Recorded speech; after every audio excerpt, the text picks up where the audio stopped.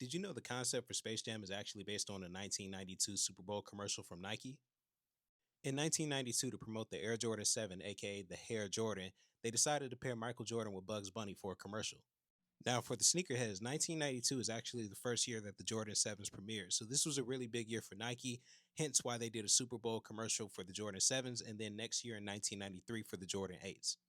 Now, the concept of the commercial was pretty simple. Essentially, they pair Michael Jordan with Bugs Bunny, hilarity ensues, they win the game. This is actually the 1993 ad right here where they're wearing the Aerospace Jordan 8s. But again, this all started in 1992 with the Hair Jordan 7s. This is Bugs Bunny lacing them up. And this is the moment Air Jordan stepped on the court to hoop with Bugs Bunny. So the concept for this commercial was actually filmed by director Joe Pitka. Now, Joe Pitka is a very famous music video director.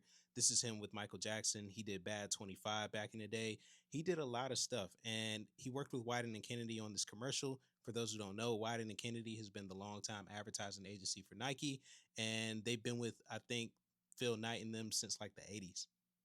Now, a fun fact about this film is that Warner Brothers actually didn't want to modernize the Bugs Bunny character, but reluctantly they let the ad agency do its thing, and obviously it performed well enough to where it got them thinking about a full-scale movie with Michael Jordan and Bugs Bunny.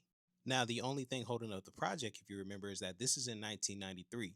Jordan left basketball for a bit to play baseball.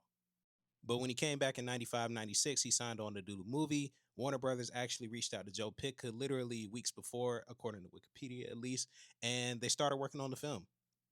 Another fun fact about Space Jam is that the original script was actually written by Spike Lee, but Warner Brothers didn't want him to write the film because of some business that actually just happened with him.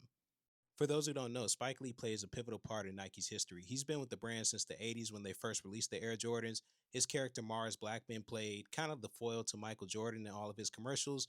The tagline, "It's gotta be the shoes," became famous. This is one of the biggest advertising campaigns in history. So it only made sense that he would be the person to write the script for Space Jam. But the only problem was he had a little bit of beef going on with Warner Brothers at the time. Now, for those who don't know, Spike Lee made Malcolm X in the 90s, and Warner Brothers was the partner for this film. However, the issue was midway through the film, they ran out of budget to make it. Warner Brothers didn't really want to give him any more money to do it, so Spike Lee reached out to prominent members of the black community to have the movie finished, including Michael Jordan. But the studio really wasn't a fan of the route he took to finish the film. It kind of left a bad taste in their mouth, so they just said, yeah, we're not going to let him write the movie.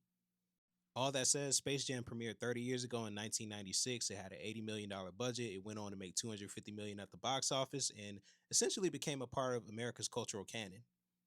And as we know, they did a sequel a couple of years ago with LeBron James. But again, it all started with a 1992 Super Bowl commercial starring Bugs Bunny, made by Wyden and Kennedy and Nike.